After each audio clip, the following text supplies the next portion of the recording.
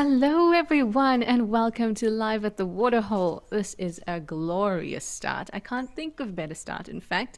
A nice elephant bull enjoying the fruits of the season. Well, I'm sure he is enjoying the actual fruits of the season, but this time he's enjoying the water. We're here at Hyena Pan in Botswana, always a wonderful place to start. So nice to see an elephant. You know me, I love an elephant. And if you don't know me, it's me, Trishala.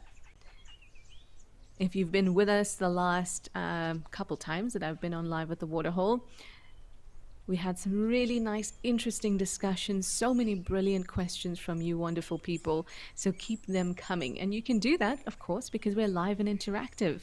Now, if you'd like to talk to us and send us questions and comments, you can head over to our website and register to do that. Or you can keep up with the conversation on Twitter or X. Just remember to use that hashtag WildEarth. You can also scan that QR code to get through to us. And if you're in the YouTube chat, remember to use @FC. So our wonderful crew in the final control, like our director Nadine, can know that you want to chat to us. Now, Live at the Waterhole takes on a different pace compared to our sunrise and sunset safaris. We really have a unique opportunity with the cameras that we have with Africam across the continent. And this unique opportunity is the fact that we can sit in the comfort of our homes and we can observe in a different way to when we are there in person. You're not interrupting the animal whatsoever. And we can spend so much time with animals because of this, which means that we can start to look at different things. And we can only see what the camera sees, so we don't get distracted. We can watch little movements, and that's my favorite thing about Live at the Waterhole. What I noticed here with this elephant bull, earlier, before he reached the little well, he gave a bit of a head shake in the water when clearly there's nothing around that he might need to intimidate, particularly another elephant or a predator. And that's what we usually associate the head shake with. And then it made me think, maybe sometimes just out of irritation, frustration, they give a head shake too. And now I'm noticing, of course, that he started playing at the well by putting one foot onto the wall, and now he's got both in there, and he's very carefully using his trunk to feel around the well wall.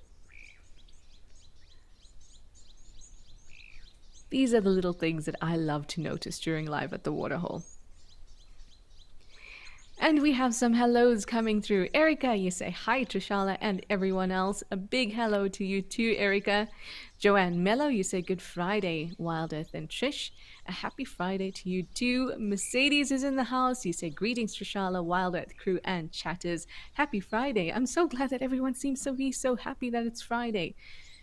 I too am happy that it's Friday. Do you know, it's quite odd. I quite like Mondays. I like Fridays too, but I like Mondays as well. PB and Jam, you say good morning, everyone. It's so nice to hear your name again. It's always such a pleasure when we get to know new members, and you, PB and Jam, have participated in some interesting conversations too. So I invite you to continue to send through those questions, send through those comments, but also to really get stuck into the feeling of it.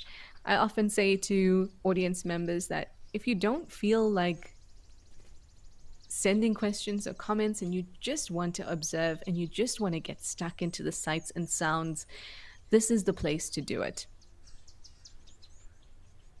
Live at the Waterhole is all about those little things. And as you would know, I also like to give you moments to settle in, to enjoy a sighting before we get into information and learning. Both very important things.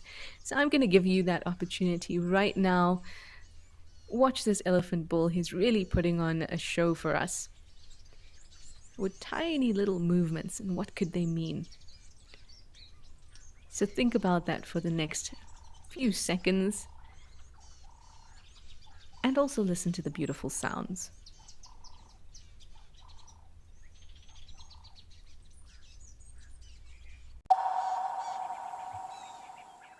Join Wild Earth Travel on a unique nature adventure in the Greater Kruger Park. Legendary master tracker Renius Mhlongo leads a 4-day animal tracking experience followed by 3 nights in the Sabi Sand Nature Reserve. This experience offers a life-changing chance to track Africa's iconic animals on foot with a master of his craft. Renius is joined by Wild Earth presenter and expert storyteller Amy Krantz, and together they will connect you to Africa's wild heart. Welcome to a new era of seamless travel. Enjoy a hassle-free ticket purchase system with an effortless check-in, offering unbeatable value and a variety of options. Redefine business travel with Africa's award-winning value-based airline.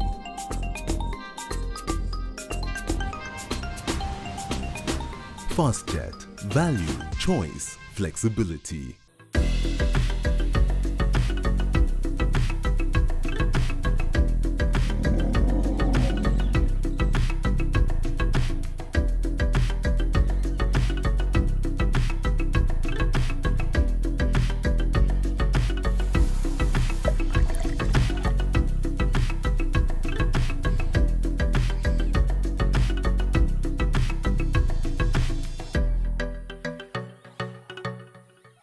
At Wild Earth, we believe every story has the power to create change. That's why we've launched the Wild Earth Impact Foundation, a non-profit dedicated to conservation and social impact. By showcasing conservation stories, we can change lives, protect nature, and empower communities. We have partnered with Empowers Africa to accept tax-deductible donations from US donors. Your donation will help fund critical programs that support our mission. Join us and be part of the change. Are you ready for the adventure of a lifetime? Wild Earth Travel's newsletter is your passport to a magical journey. Explore exclusive travel options featuring special offers at stunning Wild Earth locations and all hosted by your favorite presenters. Don't miss out. Head over to our website and subscribe to the Wild Earth Travel newsletter today and stay in the know on all our unforgettable adventures. Wild Earth Travel, where Africa comes alive.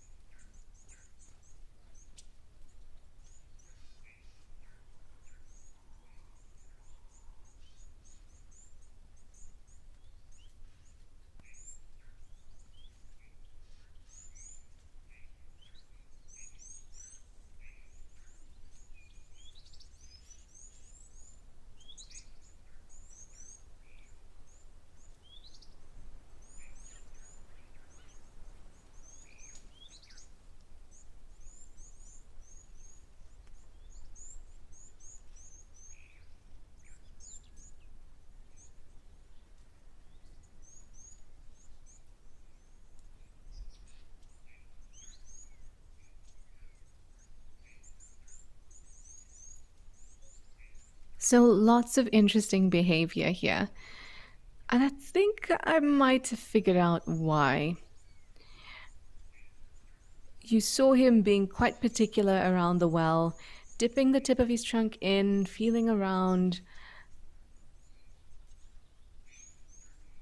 And if I'm not mistaken, I think I saw a red patch at the end of the trunk.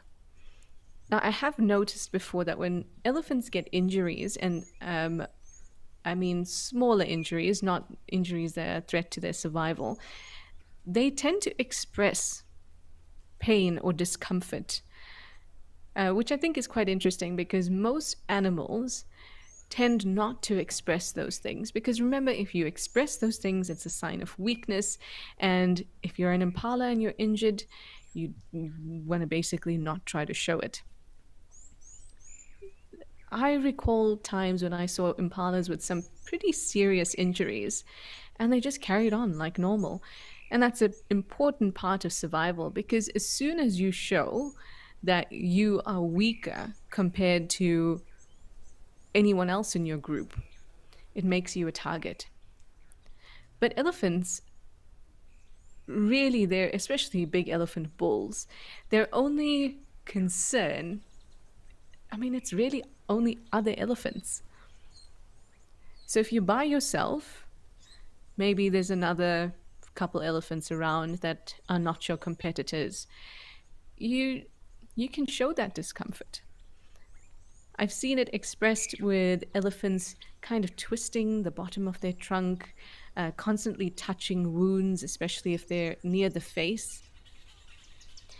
Like one of our cameras, the Aldonio cam in Kenya, that camera has quite a famous elephant, and his name is One Ton. Maybe we'll get a chance to see him. But he was last seen about 10 to 12 days ago on that camera in the evening. But he had an injury on where his tusk originates. So, you know where the tusk joins the face? That fleshy area? He had an injury there and he just kept touching it, kept putting water in it. And he was expressing some sort of discomfort. And thinking about the first elephant we saw, I think he might have been expressing that too. We saw the head shake at the beginning at what appeared to be nothing. We saw that head shake, again, maybe frustrated. If we compare it to what this elephant bull is doing, and it's a similar size as well, pretty straightforward. Straight to the well, had a little drink, and nothing too unusual.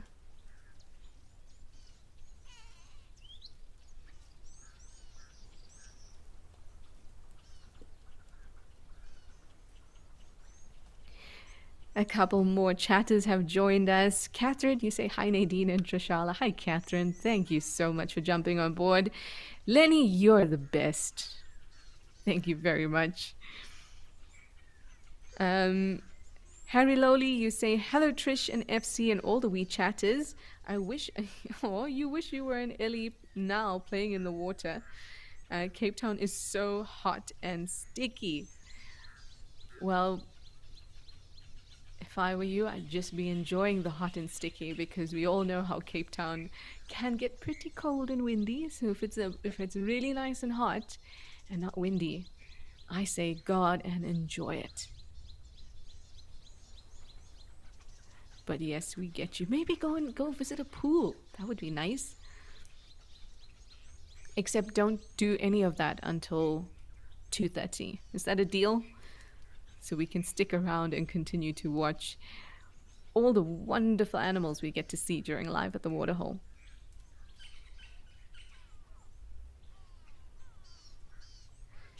So if you've seen this camera before, Hyena Pan, or if you have been watching it through the seasons, you would know that usually this well is on its own. There's no water around it. There's water in the well, but not around it. But clearly they've had some good rains and it started to fill up the actual pan section. And it's almost the height of the well. Ah, now this is interesting. This elephant has also put his leg up on the brim I wonder if he'll put in the other one as well. And he's also touching the edges. What do you think it could be?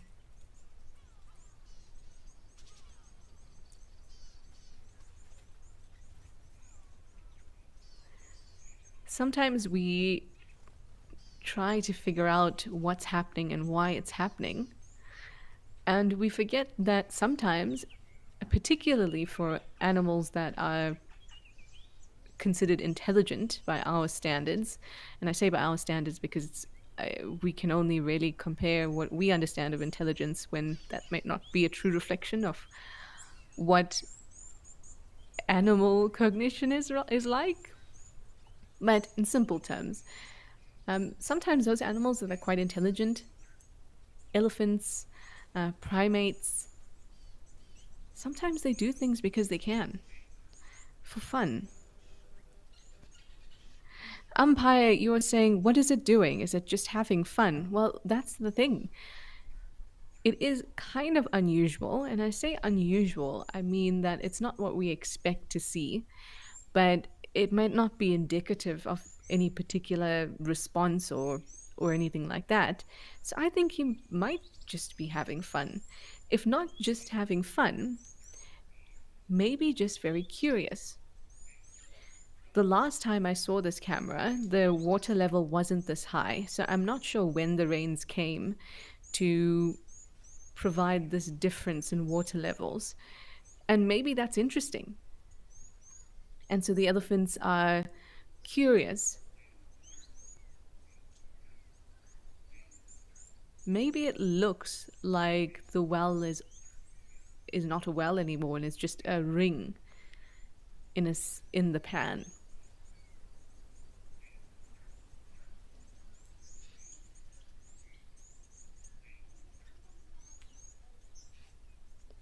Another thing I'm noticing is that the elephants, both this one and the one that came before, that had the little ouchie on the end of his trunk,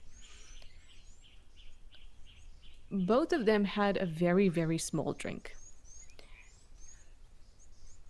If water is good, elephants will drink continuously. And if we look over on the other side of the pan, you can see that there's lots of elephants drinking there. And they seem to be consistently drinking, not just a dip in like we've seen with these two bulls on our side, on the well side of the pan. So maybe that water quality is not great. And as they were walking through, the two bulls we were looking at, you could also see that they were kicking up quite a lot of sediment. So I'd imagine that's not the most comfortable way to drink anything. But they didn't even splash on themselves. Maybe they're distracted by the breeding herd that's over on this side also.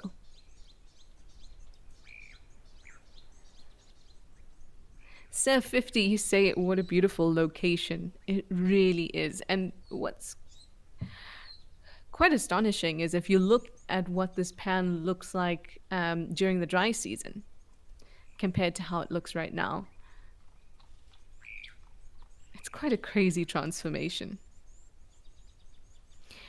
Donna, you're asking if I think it might be because the well is submerged in the water. That's what I was thinking about earlier. So normally the well isn't submerged, and it's quite clear that it's a standalone well. Maybe now that it is submerged, it's a point of curiosity. And we know that elephants are very intelligent, and one of the things that goes along with intelligence is complex social structures and relationships, but also curiosity. And elephants display both those things.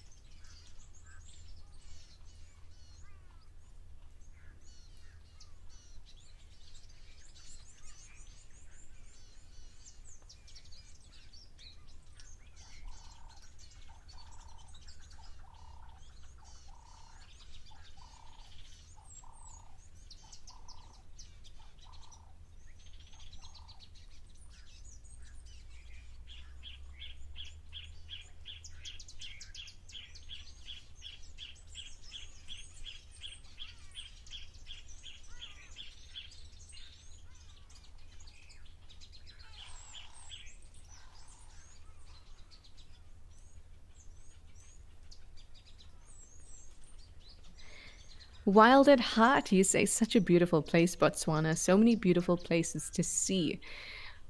There are so many magnificent places to visit, and so many different little habitats. Damon Michael, you also say beautiful elephants. They are stunning. Ooh, that's interesting. Can you see an injury there? The cow on the right, have a look at her trunk. She's got the little calf with her. About halfway down her trunk, or up her trunk, whichever way you want to look at it, she has an injury. Oh no, she's out of shot. Maybe we can go back to her in a moment, but she almost looks like she has an abscess or had an abscess, or perhaps a puncture injury that just kind of widened. Now, those are very interesting injuries because elephants still seem to be able to use their trunks when they have those kinds of injuries. We'll chat more about it if we're able to swing back and have a look at her again. Lucas Feldman, you say, hello, Trish. This is really an interesting point. You say, have you noticed that they've had lots of rain, but still no grass growing around the pan? And this is a perfect example of that. I have noticed this. And the dominant vegetation here are these mopani trees. Now, many plants, I don't know specifically if this is a mechanism that the mopani tree uses, but given that there isn't grass around, I suspect that this is something that it may use. Oh, I'm actually I'm thinking about two things now because I see there are some small patches of grass, but I can't tell if that's actually grass or it's something else. But there's two things that could have happened here. One is that mopani trees, like many other trees that grow in groves, are able to produce chemicals that exclude growth of other species. Now that's advantageous because it means that only mopani kin, so saplings from mopani trees, are able to grow. We see a similar thing for tambuti, and you might, if you've seen tambuti groves, you'll also notice that there are patches where there's no, it's just bare. So that's one thing. So maybe, Lucas, that's what's happened. The other option is that lots of movement has compacted the soil. So we know that we see lots of elephants come down here. Maybe because there isn't a lot of grass growth in general in this area around the pan. That means seed dispersal is maybe not as effective. And you have constant compacting of the ground. Now, what that does is it means that there's very little air in the soil. It can be more difficult to germinate in that soil. And soil needs a good amount of microbes in it. And that's because plants release fatty bits into the soil.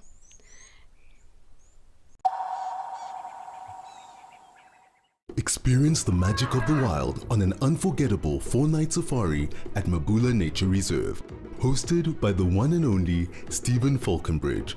With Steve as your private guide, you'll gain incredible insights into Africa's wildlife, leaving with knowledge and memories to last a lifetime. Get hands-on with conservation, track elusive cheetahs, and even take to the skies on a hot air balloon ride. Wild Earth Travel, where Africa comes alive. Become a Wild Earth YouTube member today and unlock extras and bonuses, like ad-free streams so you can stay immersed in your safari without any interruption. Have your burning questions answered first by me or other expert naturalists. Join now to avoid missing out on these amazing benefits. Help us connect people to nature.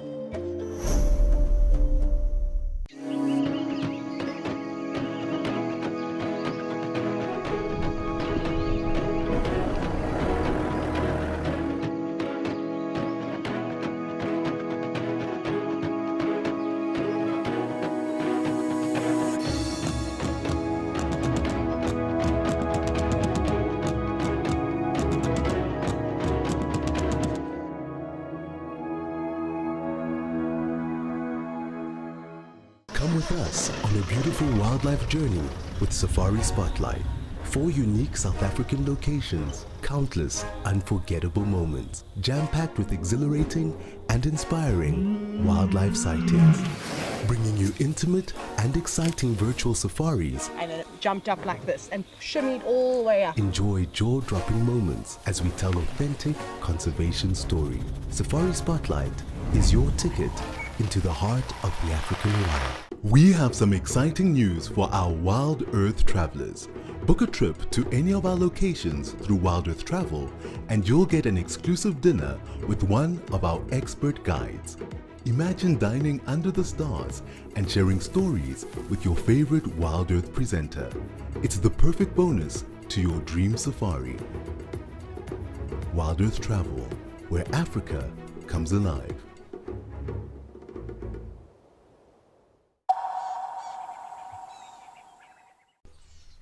And 2, they're feeling super comfortable. In fact, you see a lot of ruminants take a seat, if I can say that, when they are ruminating. And it feels like such a comforting thing because they must feel safe in order to do that. Now have a look at the mouth. You can see it chewing away. And then it's going to stop. It's going to swallow and another ball of cud is going to come up through the neck, back into the mouth, and it will suddenly start chewing again. There you go. Wow, my timing there was really good. I'm surprised, to be honest. we could only just the movement of that of the cud coming up through the neck. Now, interestingly, as I said to you, if giraffes are going to have a little nap, then they would sit like this as well. But they can also sleep standing. Adult elephants can also sleep standing. They have an interesting set of tendons that have what's called a stay apparatus, which basically works like a ratchet. So they don't have to engage any muscles or anything to stay upright. They can stay upright completely in place and have a small nap. They just can't do that for long periods. Unlike bats, which also have a stay apparatus, and they can hang like that for hours.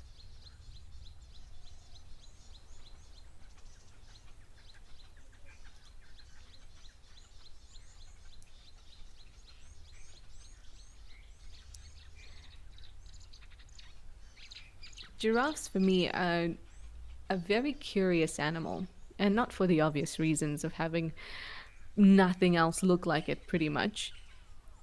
And I mean, they're interesting for plenty of reasons. The fact that they are able to get blood to the head when the heart is so far away from it. The kind of unusual physiology and mechanisms to make sure that this animal can do what it needs to do to, be alive. And also really interesting biology and evolutionary biology. But right now, not just thinking about the past, giraffes are one of the mammals that have the littlest amount of sleep, which is a little bit puzzling to scientists because sleep is such an important part of, I'm just going to have a full lie down. Do it, giraffe. Have a full lie down. Get some sleep.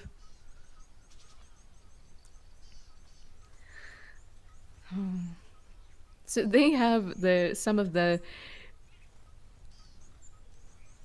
smallest amounts of sleep in the mammal kingdom.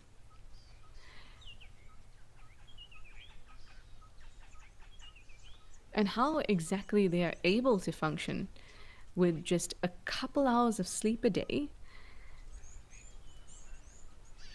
it has really been a mystery.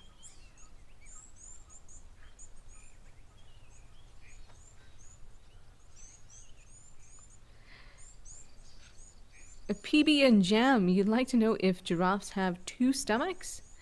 Giraffes are ruminants, so they have a four-chambered stomachs in the same way as cows do or buffalo do. So they have a gut biome that is responsible for breaking down the cellulose in everything that they eat because, of course, they're herbivores, so they really need the help. So they have that whole stew of bacteria in the rumen section of their stomach to help them break down all those, basically all those fibrous cellulose walls, cell walls that we see in plant matter. So a four-chambered stomach.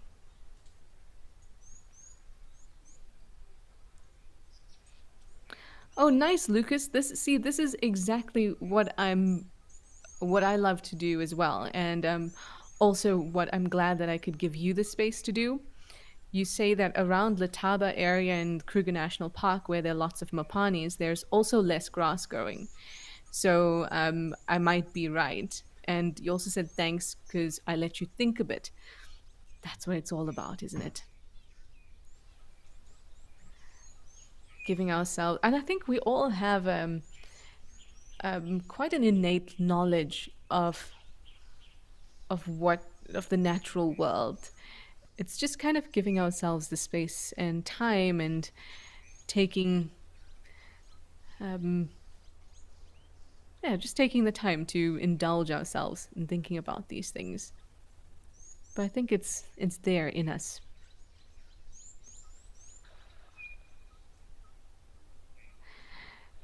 Rachel Tubman, you say you've never seen a giraffe sitting down before. They do. It's not often that we see it. But it is sweet. And here at El Doño, where the pan is almost always monopolized by elephants, it's good to see that the giraffes are having a go. There's about 4 or 5 of them around.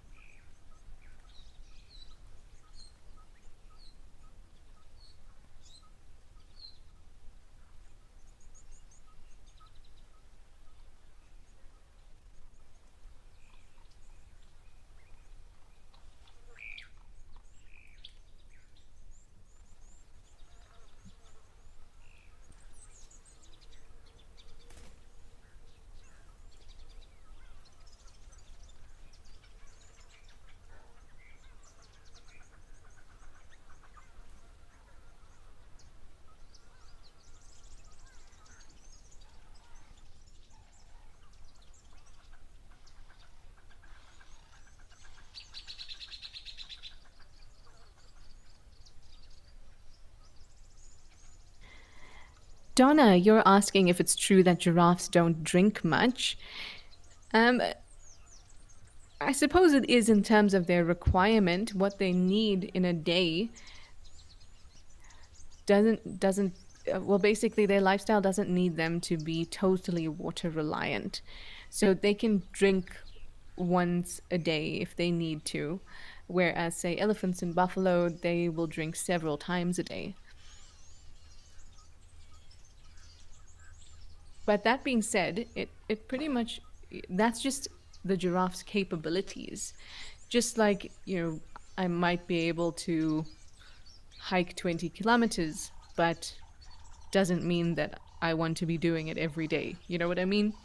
So just because a giraffe doesn't need to drink every day doesn't necessarily mean that it won't. If water is available, it might drink several times a day. Like and it also depends on the season. If water is available and it's the wet season, it's probably going to drink a lot. At times when water is not available or as readily available in the dry season, it's not going to have to drink a lot. And it doesn't need to either.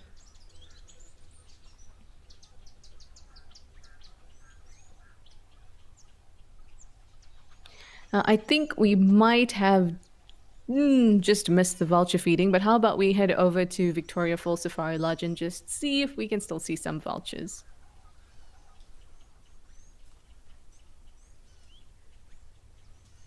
nice. There's still a couple pieces of meat here and there for them to enjoy.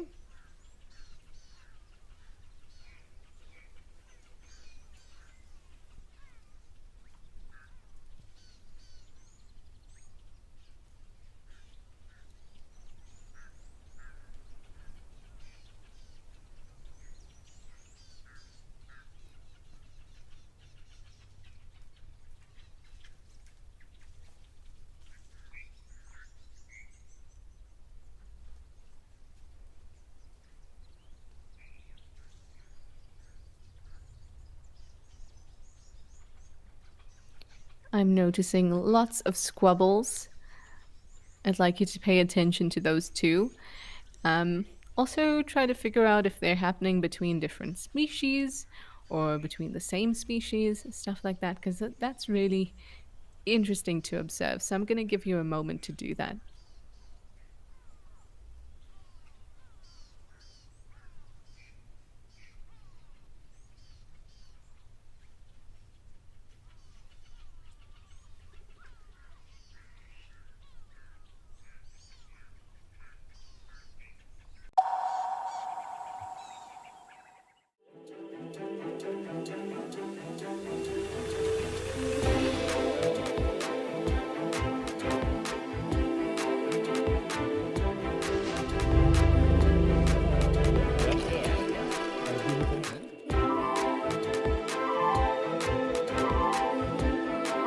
If you're thinking about booking a trip with Wild Earth, do it. I highly recommend it.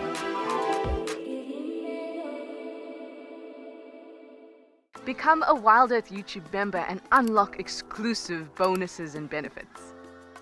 Enjoy uninterrupted, ad-free streams so you can stay immersed in nature. Have your burning questions answered first by me or other expert naturalists. Enjoy exclusive access to special broadcasts and videos, and help us to connect people to nature.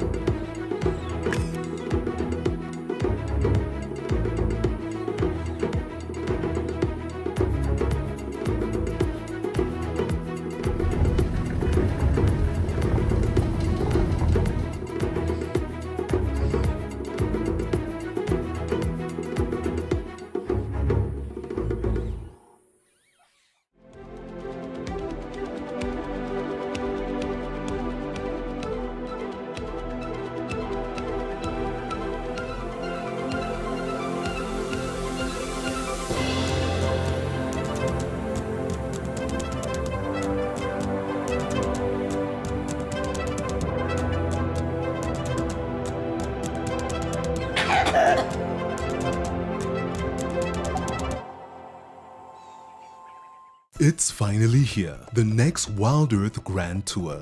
Get ready for 7 unforgettable nights of prime wildlife viewing in the Sabi Sands during peak predator season. Immerse yourself with past and present Wild Earth presenters. Participate in a rhino conservation experience and get a behind-the-scenes look at wildlife filmmaking. Hosted by James Hendry. Wild Earth Travel, where Africa comes alive.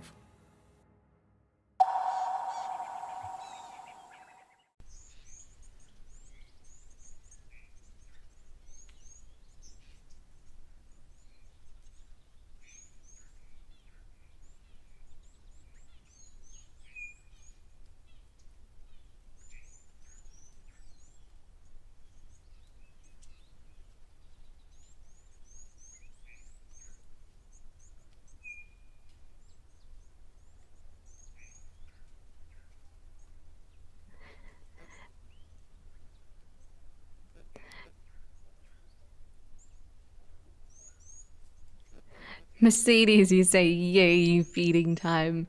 It was feeding time indeed. Ooh, and now we're looking at them riding a thermal. This is so cool. If you're not sure what we were looking at and why there were so many vultures together there, here at Vic Falls Safari Lodge, they run what's colloquially known as a vulture restaurant. And what that really means is that scrap meat from the restaurant gets thrown out for vultures to be able to eat. And that's because vultures in southern Africa, all our species are endangered. And a lot of the endangerment comes from consuming poisonous carcasses. And that may be a result of animals being shot with lead bullets and then vultures coming down and eating those animals. Or it could be a result of people purposely poisoning vultures, which is a problem as well. So these vulture restaurants where the meat we know is clean and that the vultures can feed is an important little bit that lodges can do to help the vulture population in the area out. Now, you might think that maybe that's a bit of a slippery slope, and yes, indeed it is. But at the moment, not a whole lot of lodges are doing it. They don't supply enough to create dependency. And the vultures in the area, as soon as they eat, even if whether they do or don't get a piece of meat, they quickly move off. As you can see here, begin to soar, and they will continue to look for carcasses in the area that they can feed on. So the biggest thing for me is that at the moment, at the rate at which vulture feeding is happening and the amount of lodges that are doing it, right now it's not creating dependency. And for me, that's a big thing. And the way that Vic Falls Safari Lodge is doing it right now, it's small amounts, it's just a supplementary feeding program. I think this works well. PB and Jam, you say, ooh, dramatic, isn't it?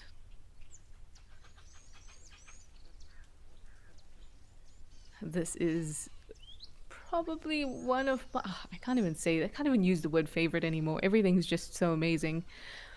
But I love to see large birds using thermals. And when we have an area where there's so many vultures coming together, once they fly off, you're going to get a number of vultures flying off, and so you can really see that thermal. What a thermal is, it's just hot air rising. During the day, the surface of the Earth, or I should say, be more specific, the surface ground here starts to warm up. And that warm air pushes up through the cooler air. And so you get this column of warm air that's rising. And if you think about the way that birds fly, they need to create lift, right? So there needs to be sufficient pressure underneath their wings, and that pressure from underneath their wings needs to be stronger than the pressure over the top of their wings. And that's essentially the definition of lift, right? So if you're a heavy animal, or a heavy bird rather, and we know that flying is very energetically costly, you're going to take whatever help you can get. And you can see with the tilting of the camera and the movement of the birds that they are getting higher and higher and higher riding this thermal. Doesn't it almost look like a Renaissance painting with the clouds? Oh.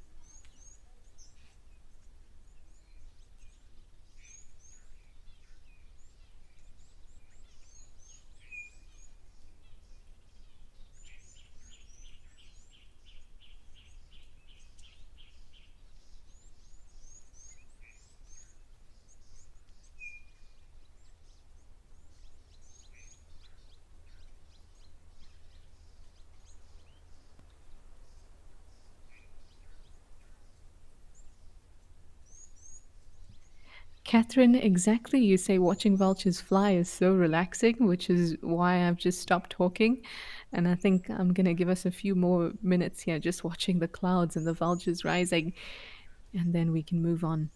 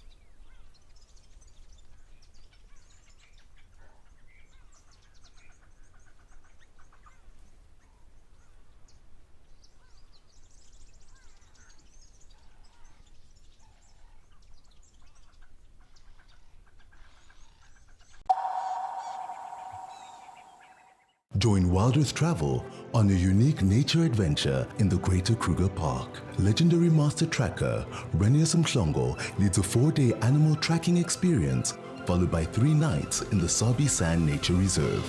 This experience offers a life-changing chance to track Africa's iconic animals on foot with a master of his craft. Renius is joined by Wild Earth presenter and expert storyteller Amy Krantz, and together they will connect you to Africa's wild heart. We are thrilled to announce our new exclusive feature for YouTube members and explorers. Join us live every Tuesday for our sunrise and sunset safaris. Experience Tawny Tuesday like never before with up-close encounters and breathtaking moments. Don't miss out. Become a YouTube member or explorer today and immerse yourself in the heart of the bush. See you Tuesday.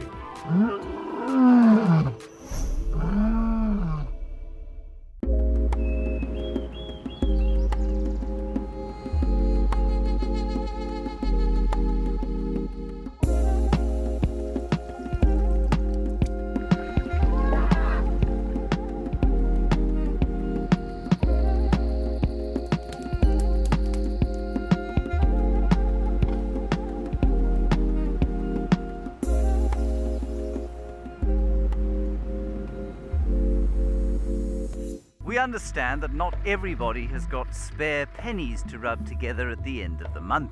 We're introducing an initiative called Gift an Explorer. So that those with lots of pennies can gift a Wild Earth Explorer access to those with fewer. We're aiming for 250 gifts, but the more the merrier.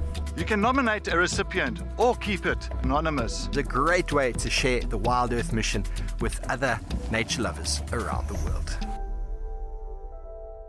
Wild Earth Travel would like to take you to Namibia and Botswana. Drift over the desert in a hot air balloon, then glide through the lush Okavango Delta in a dugout canoe. This extraordinary journey blends dramatic landscapes with outdoor adventures and unparalleled wildlife encounters. Discover Africa like never before. Book now with Wild Earth Travel, where Africa comes alive.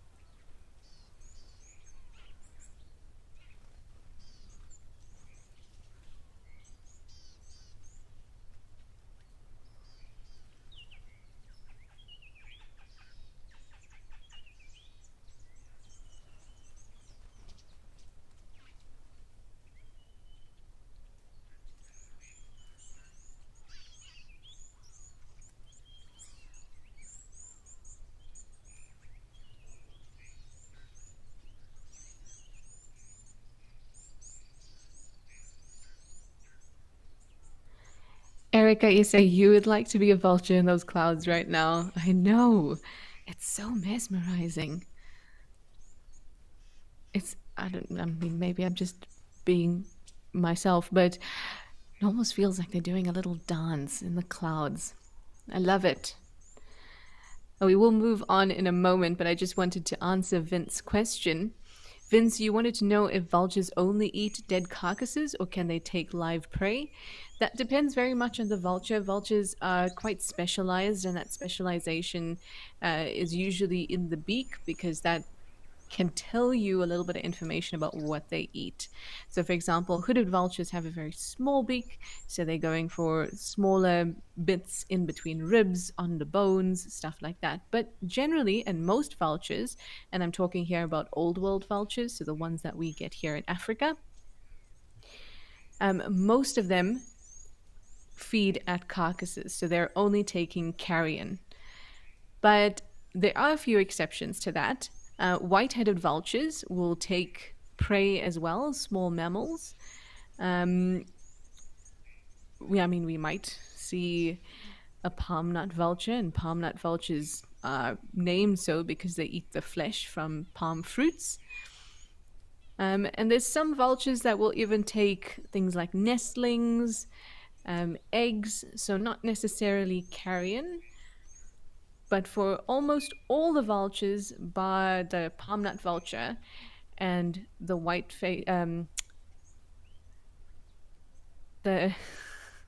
I was about to say white-backed vulture and the white-headed vulture, bar those two, almost all of them are exclusively eating carrion or carcasses, but certain parts of it. So some might be better at getting tendons and bigger pieces of meat and opening up the carcass.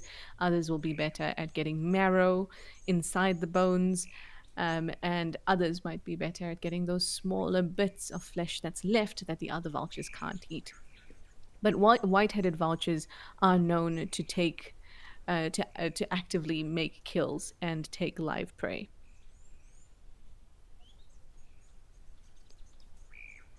And we do not see a white-headed vulture here.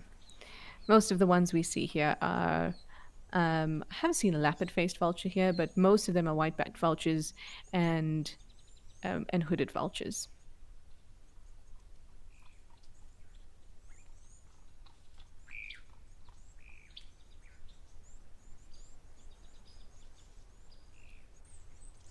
And just before we're moving on, having a look at those vultures soar and using that thermal, PB and Jam, you say the bird's understanding of heat and moving air is amazing, and that you bet 1,000 beach rocks that those birds can feel the air differences at a microscopic level. Well, I'm sure they can because their lives depend on it. And if you think about how you know you are not consciously thinking about your body in space, but you know exactly how, when something feels off, you know exactly when you're about to fall because you feel that you've lost control. There's so much that we know about the way our body moves in space, and we might not think of it on a conscious level, but there is an innate understanding because it directly affects our survival.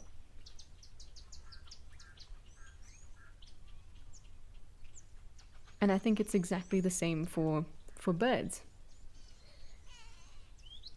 We have a hooded vulture conference here, possibly a fight.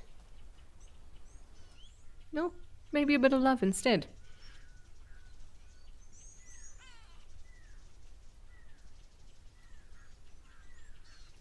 And Ari, you say that some of those clouds look like rain clouds. Some of them definitely did look like rain clouds. Those are cumulonimbus clouds. They build really high, and they can produce other rainmaker clouds like nimbostratus clouds.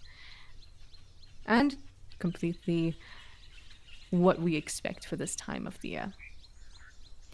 Anyway, how about we head back to are we going to Safari Hook? Where did we say that we were going, lovely Nadine? I started talking about vultures, and then I got stuck into it. Hyena Pan, that's it. Let's get back over to Hyena Pan. The elephants are still around.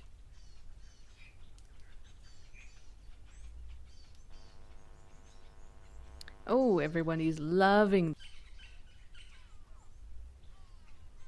So before we had the two elephant bulls that were here, and now we have a breeding herd that's come through.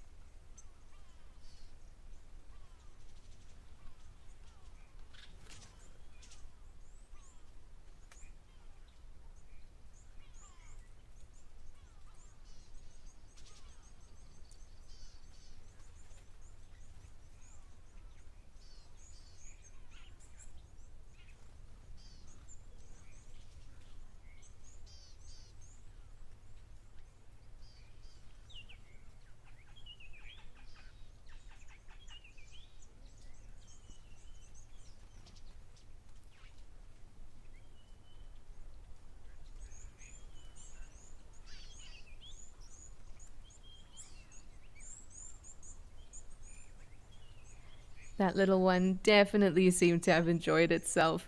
I kind of like as well as the mother of this little one started to move away. Not that I know its mother specifically, but just out of behavior, I could tell because it's following its mum. As soon as mum stepped away and the baby was still there, it's almost like everyone else stepped back, almost to give some space to the youngster to be able to catch up with mum.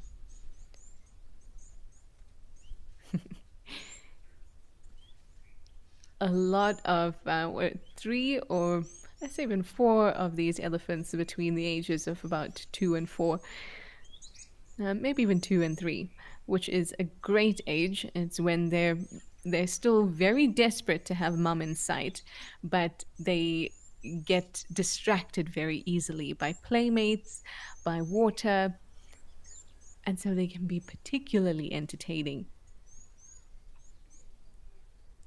It's also really interesting to observe the ways in which different calves behave. They can be very individual and have a lot of personality. Like some will follow mum in tow and, if I could say, seem very well behaved, while others can be of the same age, can be very naughty, have to constantly be called by their mums. And I like that. Before I started working with animals, well, as a guide, I used to work a lot with animals in the capacity of science and data. And so you think more of the species in that kind of work, not necessarily individual animals. And when you get to know individuals and you get to know that they have specific personalities, it's just the most wonderful thing. And it's such an enriching experience to understand that each single individual has their own characteristics and their own personalities. And I've seen it from turtles to elephants and everything in between. I dare say I've even seen it in spiders. There have been a couple of jumping spiders that were dear friends of mine, and others who just didn't want to play with me at all. And also had different personalities. Like there was this one jumping spider that just loved my hair. And he would stay on me, But as soon if I'm walking around, he would stay on me somewhere. And as soon as I stop and I sit down or something like that, he's straight for my hair. And he'd just sit in the hair and play with it. Whereas other jumping spiders would still be okay with me and they'd be on my hand or stuff like that, but they would not be interested in my hair. So there's personality and individuality to be found all over the place.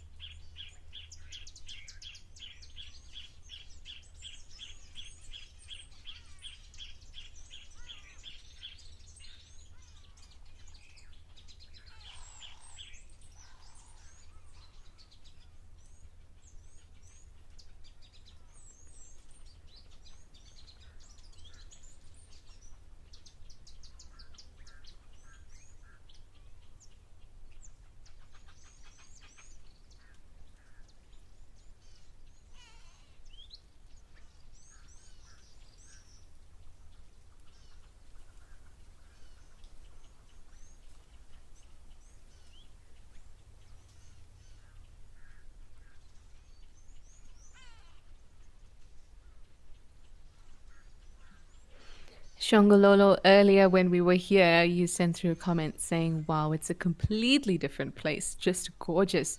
Yeah, that's what can happen with the rain. It can completely transform somewhere.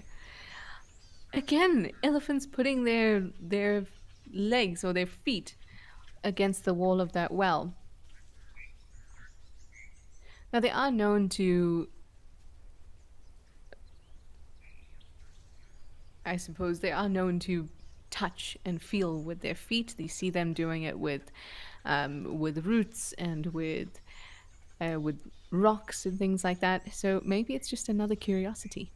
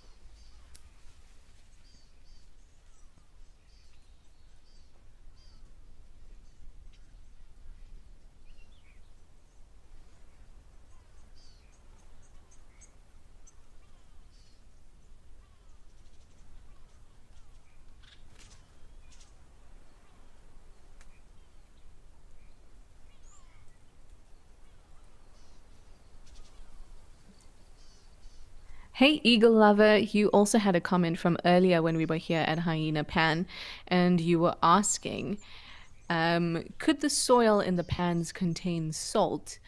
They certainly could. It would depend the amount of salt that is present and whether it would even be noticeable would depend on what the soil type is in this area and what the mineral composition is.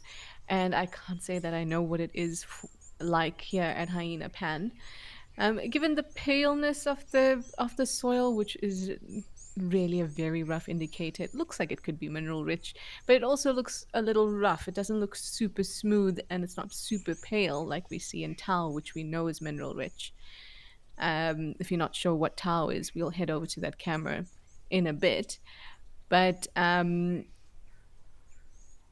think it would depend on what the composition of the soil is here. But just in general, most soil does contain some amount of salts, but whether it is noticeable, whether it really makes a difference at all to anything, depends on how much is there. And that I don't know. But I do know that elephants are very sensitive not only to the taste of things, like we see when they look for the quality of water. They prefer water that's really clean, and if you have that preference, it tells us a few things. It tells us that you must be able to taste when it's not clean. Otherwise, how are they making that decision? So you must either be able to taste that it's not clean or that it's not up to your standards, or you must be able to smell that. And elephants have a very well developed olfactory system, which is the portion of their brain that deals with decoding smells.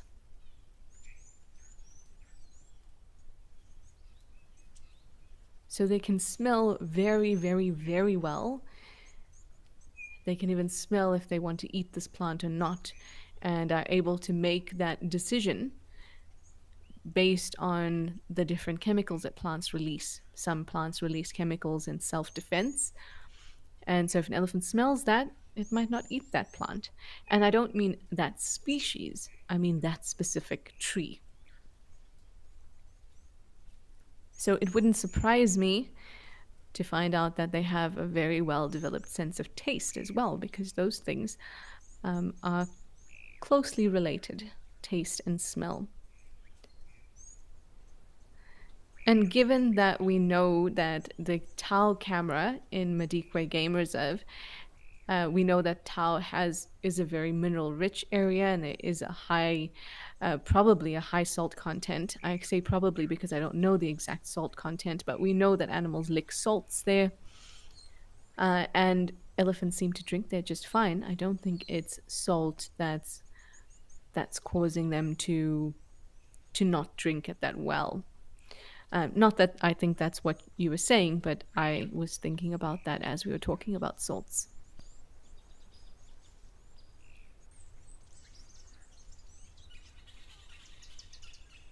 Oh, this is lovely. Can you imagine having this massive tonnage of a body that you have to lug around all day, and you're eating constantly, and you're almost always on your feet, and then you get to some water that's big enough and deep enough to carry some of that weight for you? Mustn't it just feel glorious? I think it must feel like such a relief.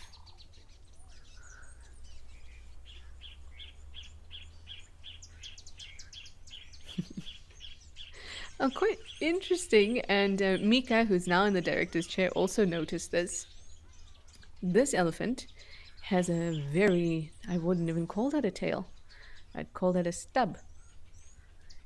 And his buddy, who is in the water with him as well, also has some of his tail missing. But this guy here has almost his entire tail missing.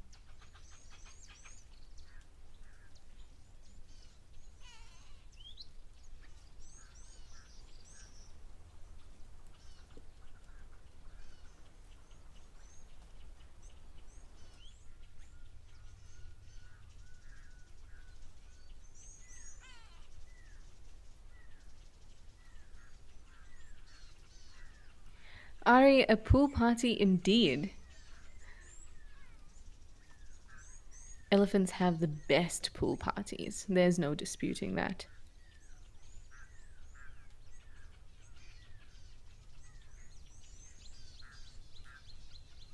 Look at the slight lifting up of the trunk as he moves.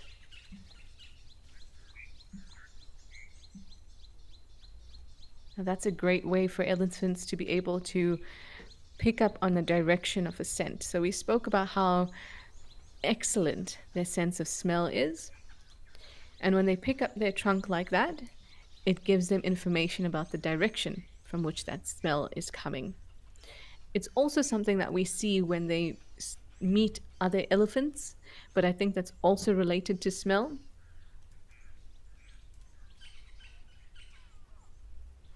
But it may also be a visual cue to say, hey, hi, almost like a wave.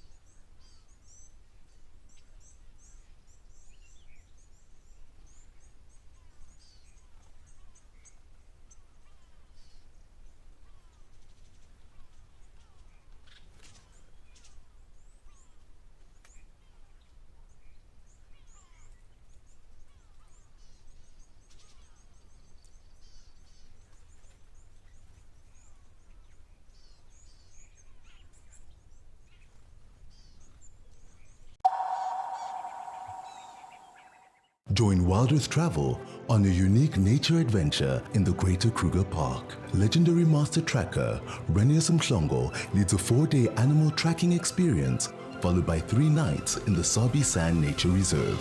This experience offers a life-changing chance to track Africa's iconic animals on foot with a master of his craft. Renius is joined by Wild Earth presenter and expert storyteller Amy Krantz, and together they will connect you to Africa's wild heart. Every guide in Africa has been on an endless quest for the ultimate bush wear. Until now. Rugged Wear has a huge range of amazing bush gear for every wild situation. In the midday heat, those chilly winter mornings, in the storms of summer. Rugged Wear has the bush kit for every wild occasion. Locally made in South Africa, crafted with precision, stitched with quality.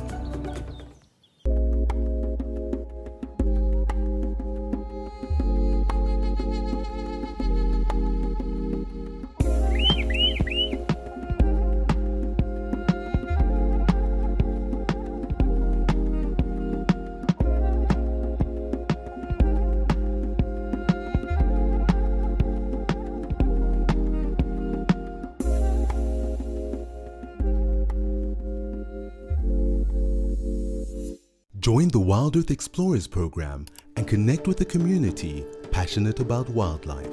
Support our mission to share authentic wildlife experiences with the world. Your monthly contribution helps provide schools and children access to kids' safaris, fostering a love for nature in the next generation. Embrace the wonders of the bush and make a difference today. Wild Earth, connecting with nature. Safari, wine, and waterfalls. The ultimate African adventure. Sip South Africa's finest wines. Experience a world-class safari among Africa's iconic wildlife. And stand in front of Victoria Falls, one of the natural wonders of the world. All this can be yours with Wild Earth Travel, where Africa comes alive.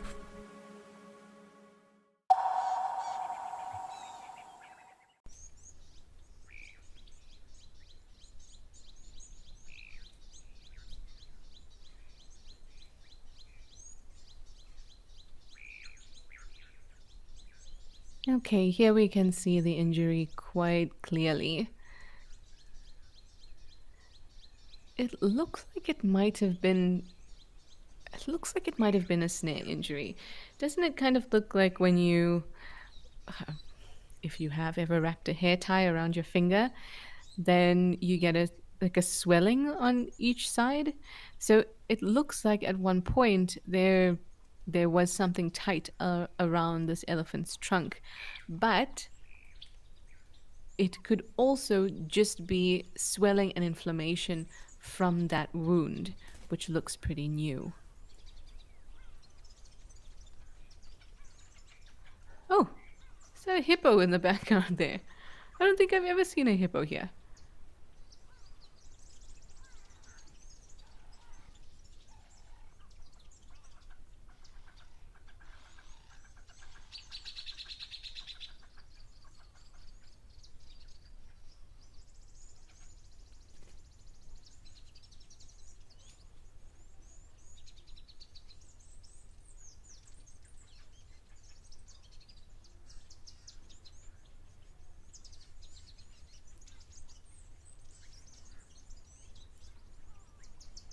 Oh, thank you, Ellie. Showing off that underside very nicely for us so we can have a look at that wound. There's a couple things that could cause that. One is it could be a snare injury. It could also be from sharp branches and things like that. It could be like a little piercing from a thorn that became infected and then started to widen. It could be from an abscess. But I've seen injuries like this many times in elephants, and some that look much worse than this. Some that look as if you are so sure that that tip is going to fall off because there's so little connective tissue left. But they survive like that for a long time, and it doesn't seem to pose any problem. And what I also find really interesting is that clearly, in order to suck using their trunks, they have to be able to create a vacuum, right? Otherwise, they wouldn't be able to create that suction. And now, with a hole in your trunk, that seal is broken. So how is it creating that suction? But somehow it seems to still be able to do it. I've seen elephants, in fact, at the Aldonio camera, with a really large cut in the trunk, and was still able to drink by sucking up water and depositing it into its mouth. And it almost looks, because it was such a gaping hole, you could almost look into it, but you could see that water was traveling up the trunk. And yes, there was a little bit of spillage, but more, I wouldn't even call it spillage, more like splattering of the water as it moved up the trunk. And you could see that the water was moving against the top part of the trunk, not the underside. So almost as if they were able to compensate for their injury so that it hardly affected them at all.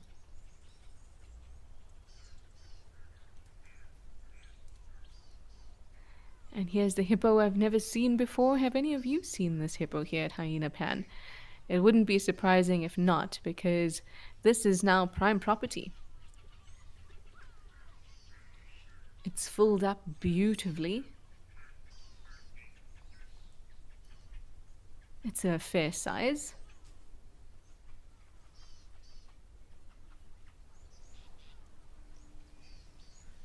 Now he just needs a couple of cows to make his life complete.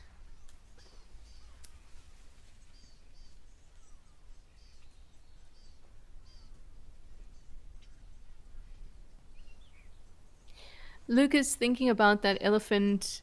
Oh! Sorry, Lucas, we were interrupted by a pirouetting hippo.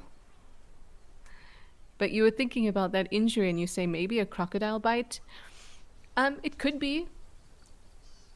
Most of the time I've seen crocodile bites, it's been quite...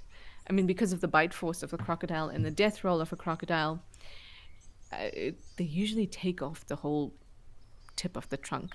But I have seen times where a crocodile has not taken off the tip of the trunk of an elephant. In fact, I saw it on the cameras at Victoria Falls. There was a crocodile that seemed to target elephants like specifically go for them as they're drinking. And the one time he really snapped on one elephant's trunk, and the elephant swung that crocodile around. If you can find that clip on YouTube or on Africam, go ahead and have a look, because it was unbelievable. And that elephant didn't lose the tip of its trunk. So, yeah, it could have been a crocodile bite gone wrong kind of thing.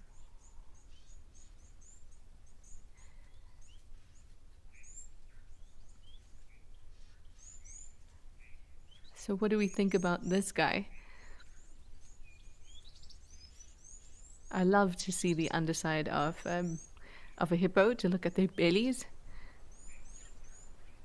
and their legs up in the air as they spin around in the water. I think he might have been just testing the waters. Ha ha ha. But I think he was actually... Join me, Andrew Wistenholm, for an indescribable 6-night stay in the beautiful Albany of the Eastern Cape at Amakhala Game Reserve. Now, this trip is going to be action-packed with a lot of storytelling, adventure, as well as the opportunity to make everlasting memories. We'll be exploring the best of Amakhala by staying at 2 luxury lodges, which will be the perfect blend of comfort as well as wilderness. Book your spot today, and let's get ready to explore the wild beauty of Amakhala. Welcome to a new era of seamless travel. Enjoy a hassle-free ticket purchase system with an effortless check-in, offering unbeatable value and a variety of options. Redefine business travel with Africa's award-winning value-based airline.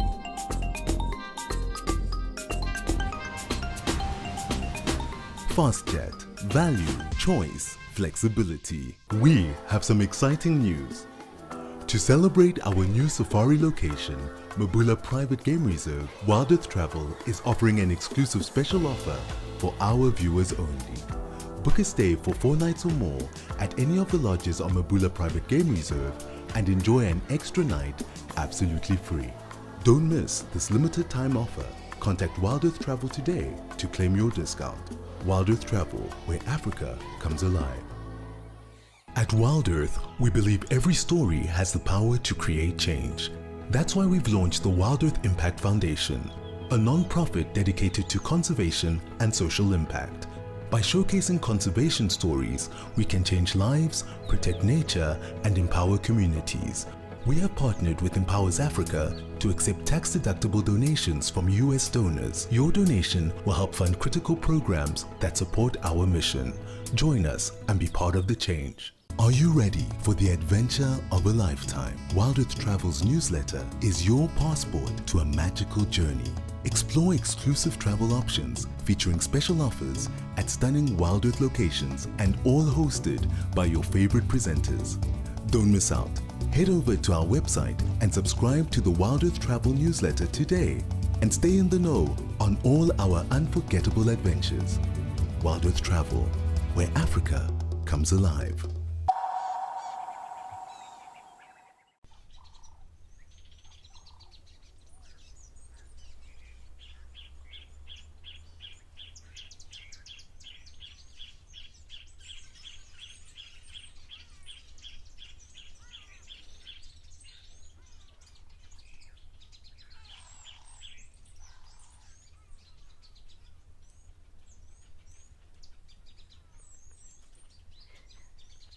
I really liked spending time at Hyena Pan today, but our hippo is slowly moving away. Best of luck, hippo, with your new territory and marking it out. We are going to head over to Tau in Madikwe. That's the area I was telling you about that has that really mineral-rich soil.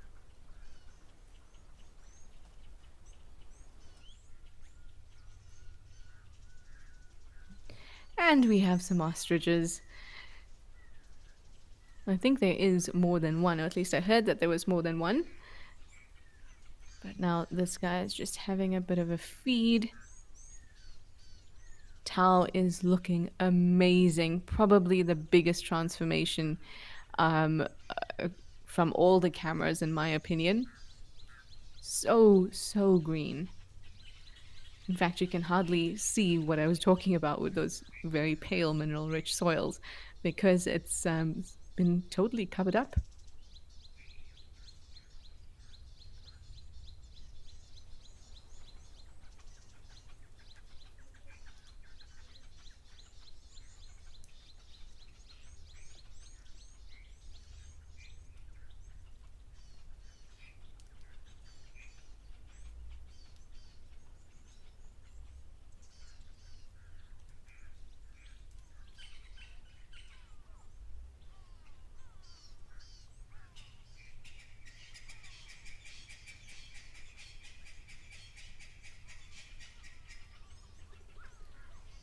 To me, they kind of look like almost like snakes when they're lying down, it's just their heads up. But they're also the perfect color to reflect bare branches in the bush. A nice gray. We've got some impala in the top left and some waterbuck in the top right.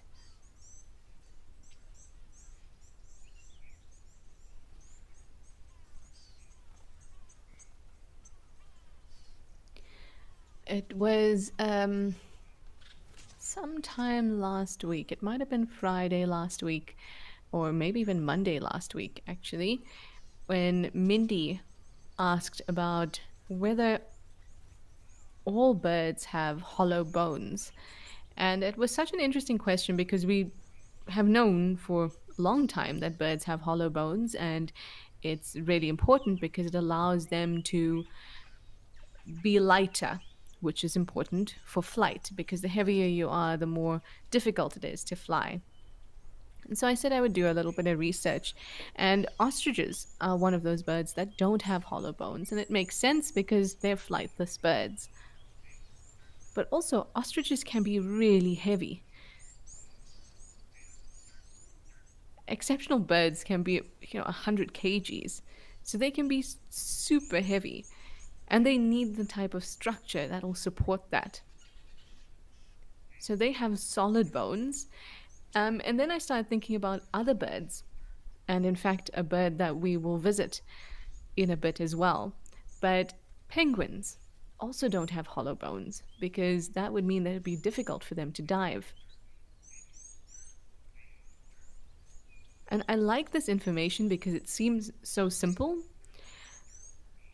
But it makes so much sense, right? Because they're not flying. Hollow bones are adapted to assist in flight. So it follows that those birds that don't fly wouldn't have hollow bones. And also remember with ostriches is that they can run really fast as well. Up to about 70 kilometers per hour, which means that they again need the structure in the form of bones and then the musculature to be able to attach to those strong bones to provide the energy and force required to be able to run at those speeds.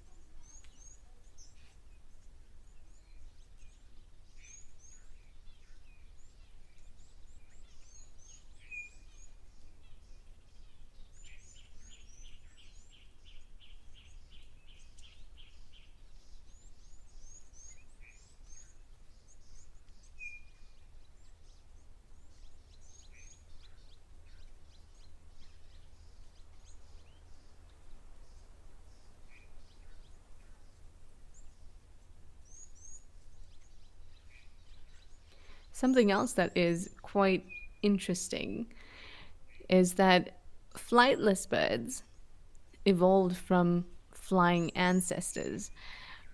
While it might feel counterintuitive because you'd imagine that flightless birds are probably the most ancient because from before flight developed, but the bird-like features were already there. But in fact, it's the other way around.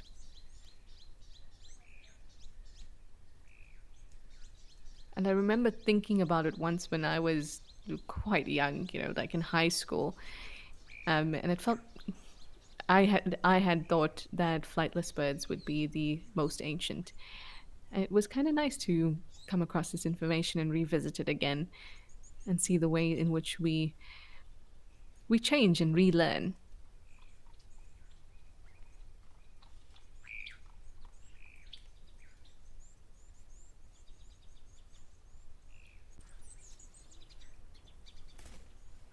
And from watching this ostrich feed, you would be able to tell very, very quickly that they are vegetarian or herbivorous, and they're mostly, pretty much only eating plant material.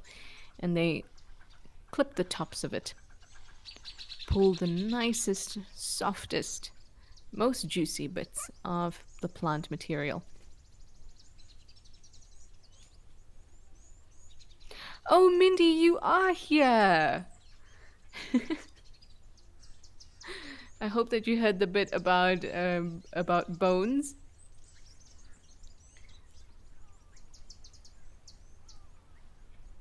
Before, I was actually looking for an ostrich, so we could chat about their bones, and I even asked Mika, "Is Mindy in the chat?" I didn't hear her name, so I'm glad you're here, Mindy. And PB and Jam, you're wanting to know if they have a large variety in their diet. No, they pretty much just eat plant material.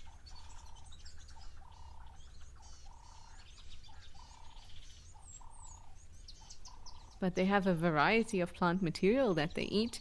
Sometimes they might even pull up roots. Especially those of the grasses. Like as they pull the grasses, it's not just the tops that they're going for, which is what we saw now, but they might even pull the whole thing out and eat the roots too. And they strip branches as well. I mean, they might take some flowers and eat some seeds, but for the best part of their diet, it's just plant material.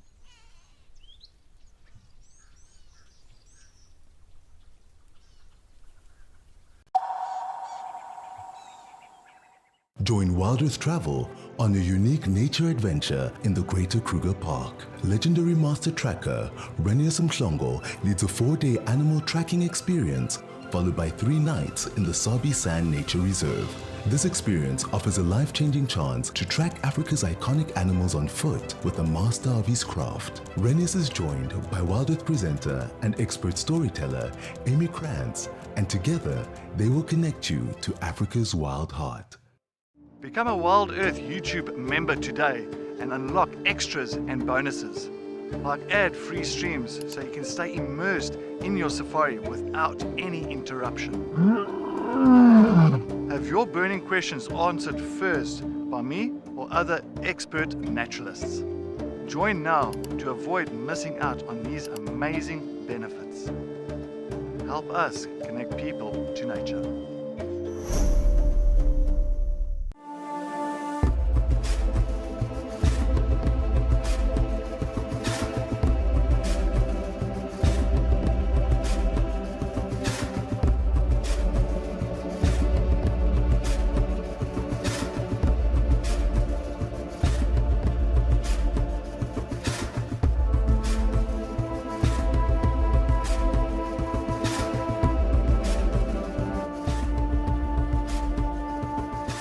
Come with us on a beautiful wildlife journey with Safari Spotlight. 4 unique South African locations, countless unforgettable moments, jam-packed with exhilarating and inspiring wildlife sightings. Bringing you intimate and exciting virtual safaris. And it jumped up like this and shimmied all the way up. Enjoy jaw-dropping moments as we tell authentic conservation story. Safari Spotlight is your ticket into the heart of the African wild. We have some exciting news for our Wild Earth travelers.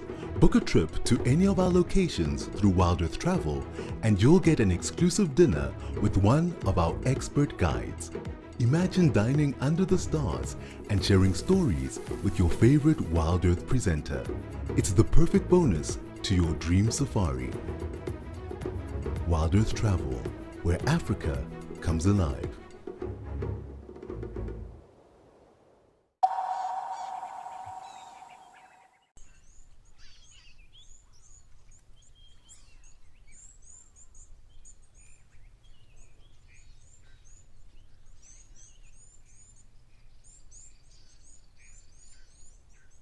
Oh, don't these wildebeest look lovely with these yellow flowers in the foreground? I actually can't tell what flowers these are, but they look very asteraceae or daisy-like.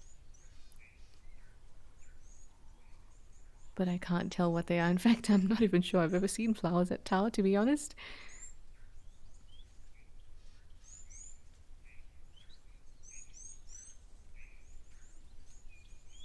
Oh, everyone looks so happy. Just bathed in the abundance of the wet season.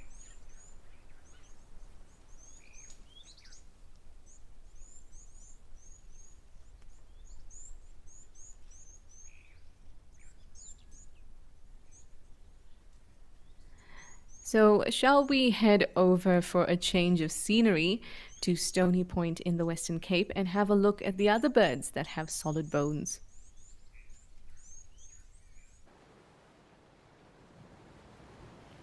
Yes, you. I'm talking to you. You have solid bones, don't you? Nice and dense bones to make sure you can dive properly. Very, very important.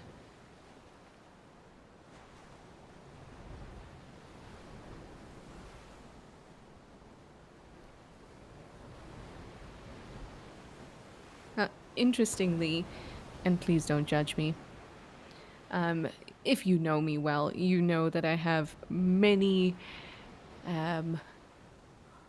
oddities that I collect, random things like skulls, bones, fur, things that I come across that I think would be interesting to look at under my microscope and stuff like that. Anyway, one time I was at Betty's Bay, which is this area, and actually on the roads, like in the suburb around Betty's Bay, and I had pulled off on the road to check my tire actually, and it's a very quiet place. Anyway, I found like a piece of a flipper on the side of the road. Clearly a penguin had died, and it was very, very old. I mean, the bones and everything was still exposed. So the skin had gone away, the feathers had gone away, so it was pretty old. And I could have a great look at the bones of a penguin. Anyway, fast forward a couple years, totally forgot about that, and was packing up house and found in the zipped pocket of one of my backpacks just random penguin bones. And so next time that I get to see you all on screen, not through Live at the Waterhole, maybe I'll be able to show you those bones so we can actually see how dense they are and how very like any other mammal bone it is, but just smaller. I mean, it is a flipper, so that is where hand and finger bones would be. But it's remarkable how much it looks like any other bones of a fingered animal.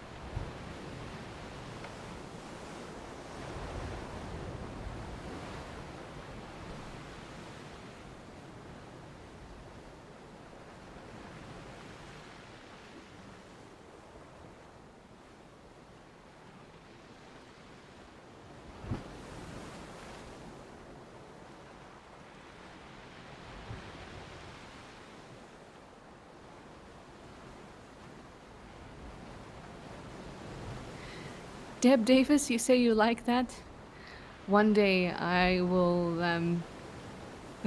I'll show everyone my collection. Every now and then, when I'm in Juma and I get to take game drives, then I sometimes bring along interesting things of mine, because the main purpose of it is I find that it's so easy to learn when you can see something and feel it and really look closely at it. And one way to look very closely at something is to have a microscope. And Mindy, you say you gotta love a go, has her own microscope. I love my microscope. I really do. I mean, it's not the most powerful microscope in the world, but it is enough for me to be able to investigate things. But I have lots of random interesting things. And I used to collect these things from the time I was quite young, to the dismay of most of my family.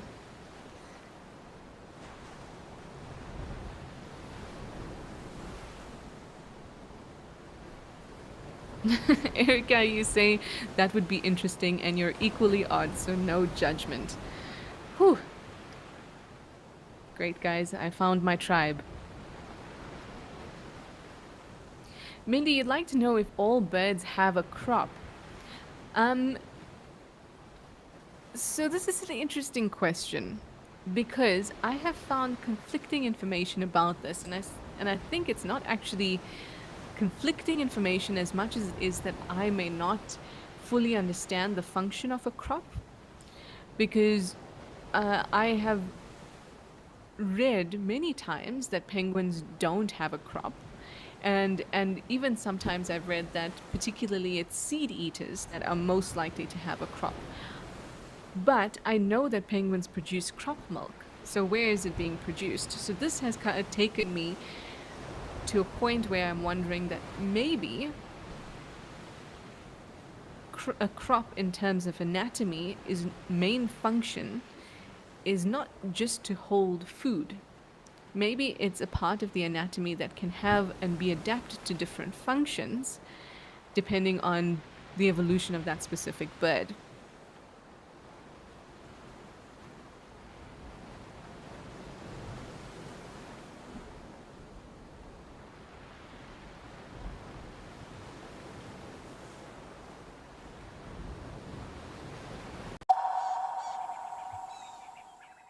Seven nights on safari during the magnificent green season. The rains have stopped, the land is emerald, and there are wild babies everywhere.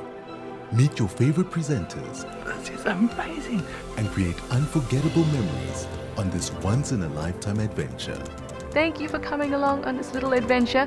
The Green Season Grand Tour, only with Wild Earth Travel, where Africa comes alive. Become a Wild Earth YouTube member and unlock exclusive bonuses and benefits. Enjoy uninterrupted, ad-free streams so you can stay immersed in nature. Have your burning questions answered first by me or other expert naturalists. Enjoy exclusive access to special broadcasts and videos, and help us to connect people to nature.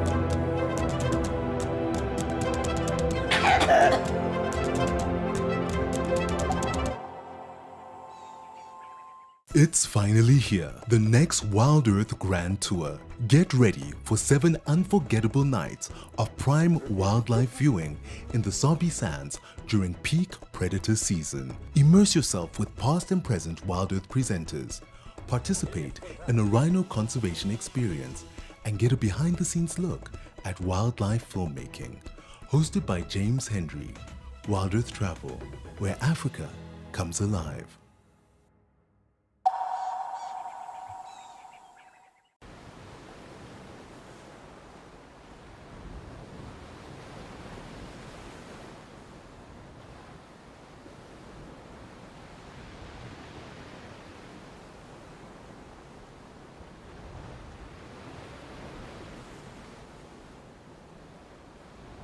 It's trying to hide that white spot from us. Show us your cute white spot.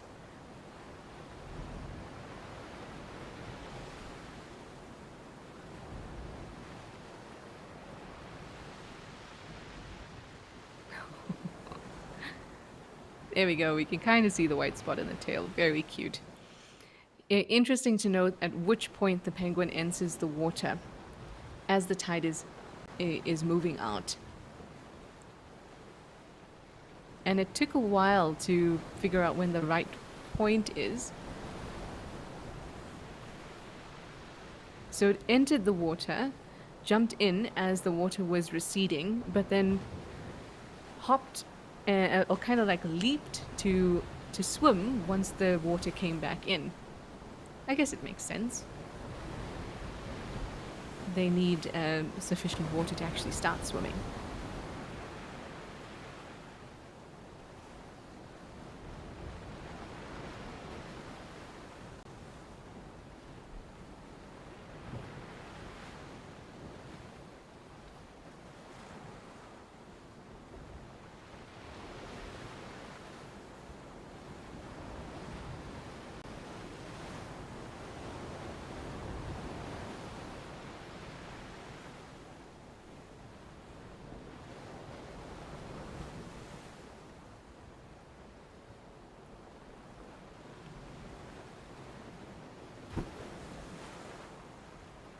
PB and Jam, you wanted to know if penguins or African penguins migrate.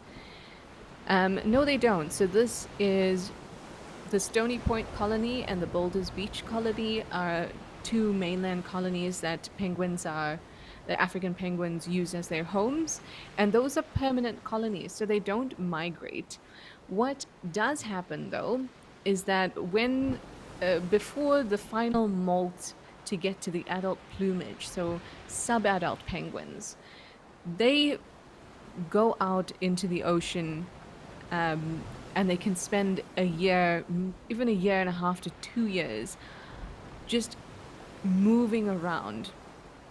And they're basically trying to fatten up as much as possible before they return to their natal colony and have their final molting stage to reach their adult plumage. So that's definitely not a migration, it's just a movement.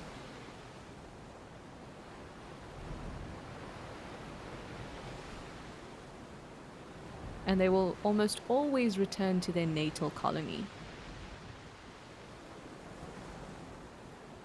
I was once if you're familiar with the Cape Town coast, I once was driving around Misty Cliffs and I was heading towards Komiki. And I looked out the window and there was a penguin on the beach. And it was a sub-adult, so it was somewhere along its journey. Its year to 2 year journey of kind of rite of passage of finding itself, fattening up, getting ready to become an adult. And it looked so exhausted. And then it promptly left the beach and continued on its way. No doubt back towards its natal colony. I don't know if it was going back to the Boulders colony or going back to the Stony Point colony, or maybe it had just started and was on its way out. But you might see them dotted along the coast, but you're most likely going to see sub-adults that are in that window of development.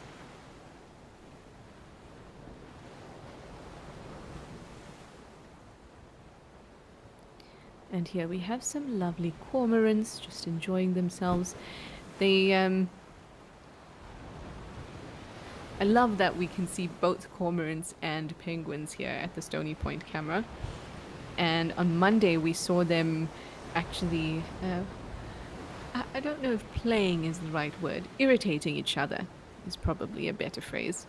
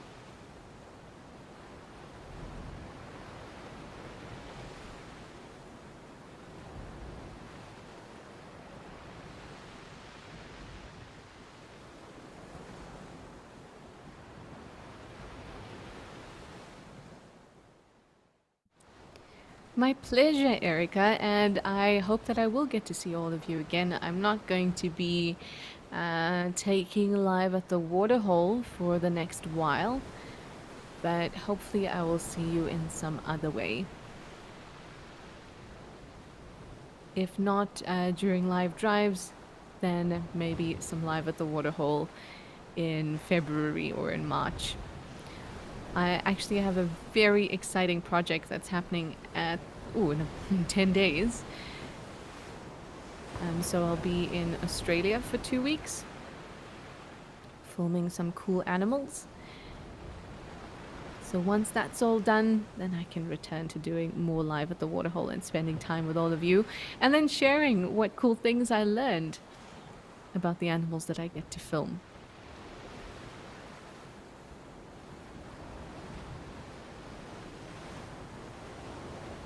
Deb Davis, when I read your question, I thought it said, do you spend time alone? And I was about to tell you that, you know what, I really enjoy spending time alone, reading a book, but then I realized that you actually meant, do they spend time alone? Not really. What I have noticed from spending time with African penguins is that they have a very defined personal space. So even though on other parts of Stony Point, you might even see them standing just like these cormorants are, these Cape cormorants are. You might see them standing not even a meter from each other. But somehow they know exactly where their personal space starts. And if someone invades it, they get quite angry and they can have fights. So I don't know if, having that 1 meter radius around them is considered being alone. But for the most part, they're just with the colony constantly. Even when they're nesting, nest sites are right next to each other. There might be a time where if they're incubating eggs, then you might see one parent on their own. But even when they go out to hunt, they're leaving together, but they're not specifically hunting together, but they leave together. And they don't hunt in groups either, they hunt as individuals. So in a way, the colony is kind of like a suburb. So you're not necessarily helping the guy who lives 2 streets away. In fact, you might not even know him or care about him. But you all live in the same area. And when there's a problem in the community, you're all invested. And I think colonies are kind of like that. And maybe, unfortunately, they don't get alone time because of it.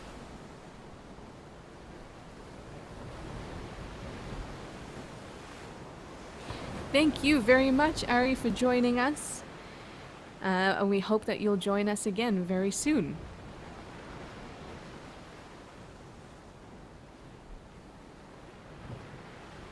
Well, from the goodbyes and the thanks, I'm sure that you've all gathered that it is time to say goodbye. It has been wonderful to spend time with all of you. Pink Ellie, you're also saying goodbye, and that I should enjoy my happy time. Thanks so much, everyone. I'll talk to you soon, and bye for now.